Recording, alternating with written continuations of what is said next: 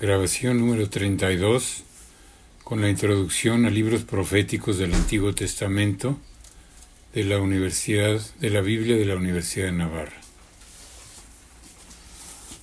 Los libros proféticos del canon bíblico son 16. Los 4 llamados mayores, Isaías, Jeremías, Ezequiel y Daniel, y los 12 menores. La distinción entre mayores y menores obedece únicamente a razones de extensión. Mientras que cada uno de los mayores estaba escrito en un rollo de pergamino, todos los menores estaban recogidos en otro, el rollo de los 12 profetas. En el canon judío se denominan profetas anteriores los libros de la historia deuteronomista: Josué, Jueces, 1 y 2 Samuel, 1 y 2 Reyes, y profetas posteriores todos los demás: Isaías, Jeremías, Ezequiel y el rollo de los 12 profetas. En este mismo canon, al considerar los libros proféticos como enseñanza o comentario de la ley, Pentateuco, se encuentran colocados inmediatamente después de esta y antes del grupo de los escritos. El libro de Daniel, compuesto cuando ya se había cerrado la colección de los profetas, se incluye entre los escritos. En el canon cristiano, en cambio, se atiende más a la historia de la salvación, y los profetas posteriores se consideran predominantemente orientados a un fruto esperanzador que se cumple en Jesucristo. De ahí que ocupen los últimos puestos del canon, y se incluye también entre ellos el libro de Daniel, que tiene horizontes escatológicos. En nuestra edición seguimos esta distribución asumida ya en la versión de los 70 y seguida por las versiones latinas. Tanto la tradición judía como la cristiana han tenido una especial estima de estos libros, ya que el profetismo es un componente específico del legado religioso del antiguo Israel, y en ellos se escucha la palabra de Dios dirigida a su pueblo mediante los oráculos de los profetas. Inciso 1. Profetas y libros proféticos. La palabra profeta viene del griego profetes, que significa hablar en nombre de alguien, especialmente de una divinidad. Nada tiene que ver, por tanto, con el adivino ni con el agorero o vaticinador, que en griego se llama mantis. El término hebreo correspondiente a profetes es navi, y también pertenece al lenguaje religioso. Viene a significar el designado por Dios para hablar en su nombre. Además de navi, en la Biblia el profeta recibe otras denominaciones, tales como hombre de Dios, hombre del Espíritu, siervo del Señor, que designan más bien aspectos de su personalidad. El término profeta y sus derivados, profecía, profetismo, profetizar, abarcan en la Biblia un campo amplio de significado, pero todos connotan en primer lugar la idea de hablar en nombre de Dios, ser su portavoz. Así queda reflejado, por ejemplo, en el comienzo de la carta a los Hebreos. De muchos modos habló Dios a nuestros padres por medio de los profetas. También en este sentido, el Nuevo Testamento denomina proféticos todos aquellos textos que anuncian al Mesías, sean del Pentateuco, de los profetas o de los Salmos, y llega incluso a considerar profético todo el Antiguo Testamento. La Iglesia ha heredado este modo de decir cuando confiesa la fe en el Espíritu Santo, que habló por los profetas. En esta acepción amplia, la Biblia atribuye el título de profeta a Abraham, a María, hermana de Moisés y de Aarón, a los 70 ancianos imbuidos por el Espíritu, a Débora, que juzgó a Israel en la época de los jueces, y por supuesto a Moisés, prototipo de profeta. De él llegó a decirse que no ha venido a surgir en Israel un profeta como Moisés, a quien el Señor trataba cara a cara. Las formas de recibir el mensaje divino son múltiples, unas extraordinarias, como visiones, sueños, éxtasis, etc. Otras ordinarias, como la propia experiencia del profeta, su perspicacia para percibir detalles, etc.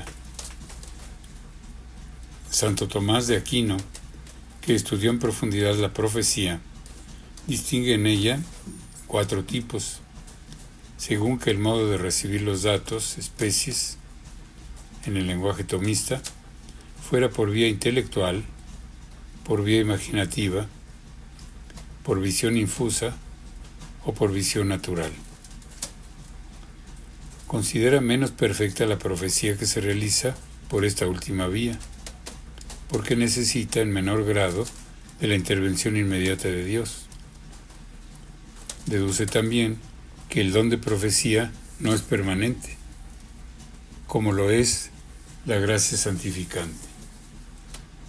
Una persona puede ser elegida para pronunciar un oráculo determinado y no volver a hablar en nombre de Dios.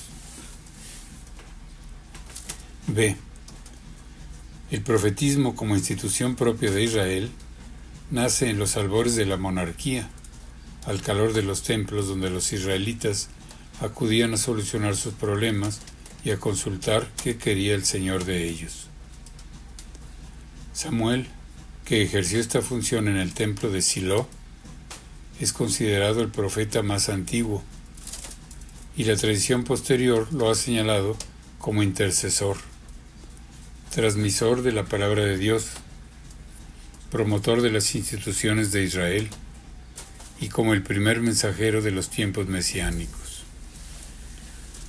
Samuel es profeta porque interpreta el querer de Dios para el pueblo entero o para una persona elegida por el Señor para desempeñar un cometido importante. Él es quien unge a Saúl y a David.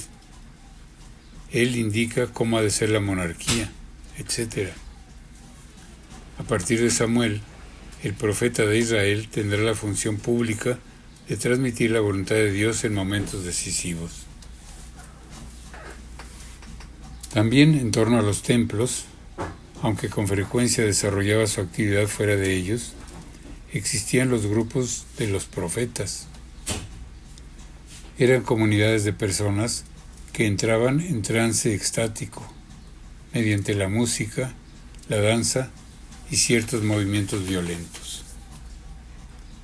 Los datos que sobre ellos ha conservado la Biblia son muy escasos, pero parece que tenían alguna organización interna y que actuaban solidariamente. Sabemos, por ejemplo, que en una ocasión en que Saúl había enviado a algunos de sus hombres a apresar a David, el propio Saúl y sus emisarios llegaron a mezclarse entre los profetas de uno de estos grupos que iba capitaneado por Samuel.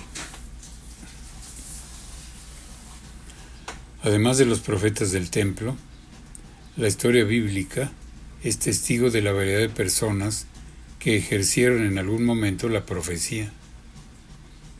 Así, Balaam pronunció unos oráculos, a pesar de no pertenecer al pueblo elegido.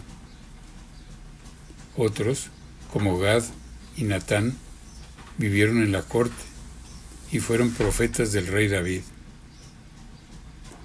También otros, como Ahías de Silo, Jehú y Miqueas, hijo de Jimla, fueron profetas cortesanos en el reino del norte, donde este tipo de profetismo se dio con más frecuencia. Además, siempre hubo profetas que ejercieron su ministerio de manera estable en los templos de Jericó, de Gilgal o de Betel.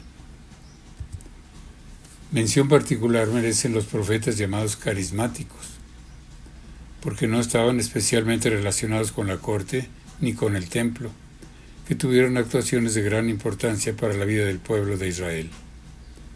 Entre ellos destacan Elías y Eliseo, que desempeñaron el ministerio profético en el siglo IX a.C. e influyeron poderosamente en la política de su época y en la purificación de la religión de Israel. De todos estos profetas se nos han transmitido en mayor o menor medida algunos oráculos y bastantes intervenciones, pero no se les han atribuido libros o textos escritos. Son profetas porque, según el testimonio bíblico, actuaron o transmitieron su mensaje en nombre de Dios.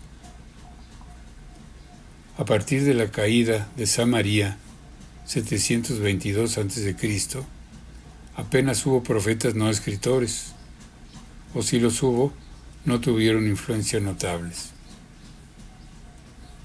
C. Los profetas escritores, es decir, los que han pasado a formar parte del canon bíblico, tienen en común con los mencionados antes el saberse heraldos de Dios. Pero su característica propia es que sus visiones, sus oráculos, sus acciones y todo aquello que constituía su actividad profética han sido puestos por escrito. En este sentido, más que de profetas, habría que hablar de literatura profética o de libros proféticos, entendiendo por estos los escritos que, atribuidos a un profeta determinado, han sido transmitidos como tales en el canon bíblico. Muchos de estos personajes ejercieron su función como los profetas mencionados más arriba. Otros quizá nunca predicaron, y hasta es posible que alguno, como Malaquías, solo sea un seudónimo del libro que lleva su nombre. En todo caso, los libros proféticos, lo mismo que el resto de los libros de la Sagrada Escritura, tienen su autoridad porque, en cuanto que escritos por inspiración del Espíritu Santo, tienen a Dios como autor, y como tales han sido confiados a la Iglesia. En nuestra edición, si no se especifica otra cosa, hablaremos indistintamente de profetas o libros proféticos. Por orden cronológico son los siguientes: Amós, Oseas, Isaías y Miqueas, en el siglo VIII a.C., Nahum, Sofonías, Habacuc y Jeremías, en los siglos VII a VI, Ezequiel en el VI. De la época persa son Ageo, Zacarías y Malaquías, y de época tardía, difícil de determinar, Joel, Abdías y Jonás. El libro de Daniel, recogiendo quizá materiales anteriores, fue escrito probablemente poco antes del 165 a.C. D. En el Nuevo Testamento, Jesús es el máximo y definitivo enviado de Dios y palabra eterna del Padre, aunque solo sea San Lucas, y no de manera directa, quien le aplica el título de profeta. La fe de la Iglesia así lo confiesa. Cristo, el gran profeta, que por el testimonio de su vida y por virtud de su palabra, proclamó el reino del Padre, cumple su misión profética hasta la plena manifestación de la gloria. Por su parte, los primeros que abrazaron la fe en Cristo participaban del convencimiento común en su tiempo de que la profecía volvería a aparecer en la época mesiánica. Por eso aplicaron el título de profeta a personajes como Ana, la profetisa del templo, y Juan Bautista, que tuvieron un papel destacado en señalar que los tiempos mesiánicos habían llegado ya. Junto a estos, después de Pentecostés, debió de haber un buen número de cristianos que también profetizaron. Entre ellos estaban Ágabo, los profetas de Antioquía, entre los que se encontraba Bernabé, las hijas de Felipe y otros muchos cuyos nombres no conocemos. De hecho, San Pablo alaba el don de profecía, que se manifestaba en las asambleas litúrgicas, y señala que es bueno aspirar a él, porque edifica a toda la comunidad cristiana. No obstante, también por este motivo, ante la importancia de preservar el verdadero carisma profético, se tuvo cuidado de que los dirigentes de las comunidades estuvieran vigilantes y atentos a los falsos profetas, que podían introducir doctrinas erróneas con la excusa de ser portavoces de Dios. El don de profecía no se ha apagado en la Iglesia, puesto que cada bautizado, como todo el pueblo santo de Dios, participa también del don profético de Cristo, difundiendo su vivo testimonio, sobre todo por la vida de fe y de caridad, ofreciendo a Dios el sacrificio de la alabanza, el fruto de los labios que bendicen su nombre. Confrontes Hebreos 13:15. Inciso 2. Formación de los libros proféticos. Los libros proféticos, lo mismo que otros muchos libros de la antigüedad, no fueron escritos de un tirón. La mayoría de los escritos de la Biblia tuvieron un proceso de redacción más o menos largo, hasta llegar a la forma definitiva transmitida en el canon. Cada libro profético, sin embargo, tiene mucho que ver con el personaje que lleva su nombre. Primero porque contiene a grandes rasgos su doctrina, pero además porque se sabe que algunas secciones fueron escritas directamente por el profeta o por su amanuense, como sucedió en el caso de Baruch, que escribió al dictado de Jeremías. Nunca será fácil, ni probablemente necesario,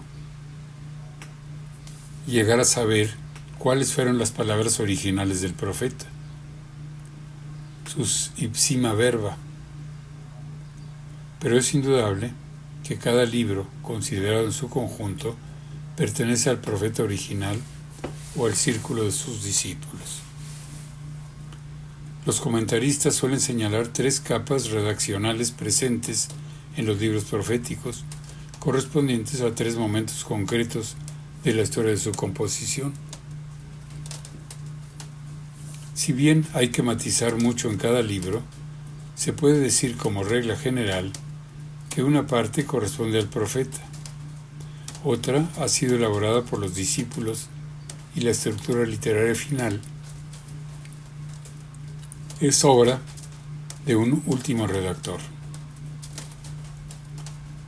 Todo este proceso ha sido realizado bajo la inspiración del Espíritu Santo, autor principal de estos libros y de toda la Sagrada Escritura.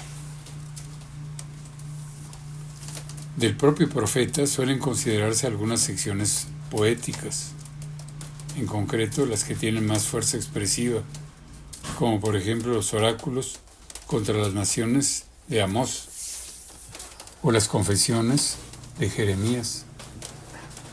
Gran parte del libro de Emanuel, de Isaías y otras muchas que se especificarán en cada caso. A los discípulos se les asigna la labor fundamental: recopilar y seleccionar los oráculos más relevantes, darles forma literaria, redactar las partes biográficas en tercera persona, Poner por escrito las visiones y las acciones simbólicas. A ellos pertenece la mayor parte de cada libro, teniendo en cuenta que este trabajo pudo prolongarse durante un periodo largo de tiempo. No obstante, no siempre será posible, según el itinerario de un oráculo, desde que salió de la boca del profeta, es posible que primero fuera transmitido de memoria entre los seguidores más inmediatos. Luego se uniera a otros textos del mismo tono o contenido. Y más tarde pudiera haber sido integrado en pequeñas colecciones escritas y quizás en bloques más amplios antes de culminar en los libros que hoy conservamos. Al redactor final se le considera responsable de la unidad del libro y de la actualización del mensaje. Por ejemplo, los oráculos contra las naciones de Amós terminan con el vaticinio proferido contra Israel, pero el redactor último debió de intercalar uno similar contra Judá, puesto que una vez desaparecido el reino del norte, solo los del sur recibieron el libro del profeta Tecoa. En algunos casos, el redactor final ha recopilado y reordenado oráculos que, sin ser del profeta originario, contenían un mensaje coherente con la parte más antigua. Así podría haber ocurrido con el libro de Isaías, que abarca oráculos de épocas diferentes, pero organizados de tal modo que llegaron a constituir una obra bien trabada y dotada de unidad literaria. Este redactor último llevó a cabo una labor importantísima, pues además de ordenar los elementos recibidos, les dio forma y, en su estructura final, les comunicó una orientación doctrinal determinada. Con razón suele decirse que ejerció funciones de autor. A él se deben también el encabezamiento de cada libro y gran parte de las indicaciones cronológicas. Desde el punto de vista literario, los libros proféticos se diferencian del resto porque conservan los modos específicos de proclamación pública. El profeta ordinariamente se dirigía a sus oyentes en voz alta, con la intención de conmoverles y de orientar su conducta. Por tanto, el modo habitual de expresión profética es el oráculo, es decir, la declaración solemne en nombre de Dios que lleva implícita una condena o una promesa de salvación. En sentido estricto, los oráculos no son predicciones de hechos determinados, sino proclamación del designio divino que siempre se cumple. Van dirigidos a una persona determinada, o más frecuentemente a un grupo o una nación entera. A los oráculos de salvación pertenecen los oráculos mesiánicos y gran parte de los escatológicos. Hay también oráculos judiciales o procesales, RIB, en los que literariamente se entabla un pleito entre Dios y el pueblo para poner de manifiesto los motivos del castigo divino. Además de oráculos, los libros proféticos conmueven oraciones. Además de los oráculos, los libros proféticos contienen canciones, himnos, cartas, instrucciones sapienciales, etc. Los oráculos están combinados con secciones narrativas, tales como relatos de vocación, visiones, sueños y otras muchas referencias biográficas o autobiográficas. Mención aparte merecen las acciones simbólicas, que son oráculos con mímica. nada tienen que ver con los gestos mágicos realizados para obtener beneficios, puesto que solo señalan mediante signos lo que va a ocurrir. Así, por ejemplo, cuando Elías derramó el agua sobre las víctimas del Carmelo, no causó la lluvia, sino que la imploró. Y Jeremías, con el yugo sobre el cuello, no provocó la esclavitud de su pueblo en Babilonia, sino que simplemente la anunció. Casi todos los profetas escritores utilizaron este tipo de mímica para hacer más comprensible su mensaje.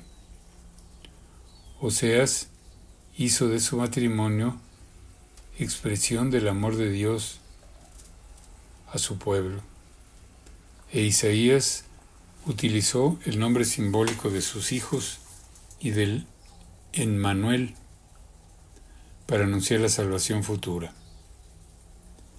Jeremías, por su parte, es más prolijo en símbolos que los anteriores. Entre las acciones que realiza se cuentan las del ceñidor que se pudre, el cántaro roto, el yugo al cuello, la compra del terreno, la construcción del trono de Nabucodonosor y el libro arrojado al Éufrates. Con todo, es Ezequiel quien realizó mayor número de acciones simbólicas, aunque dado su estilo, no siempre son fáciles de entender. Su mudez temporal, la mímica para anunciar el asedio de Jerusalén, el corte del cabello y de la barba,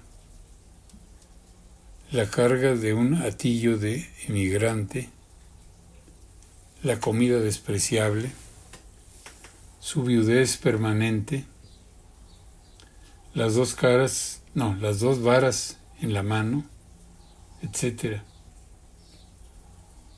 También los profetas del Nuevo Testamento realizaron acciones simbólicas, como el gesto de Ágabo, que anunció la prisión de San Pablo,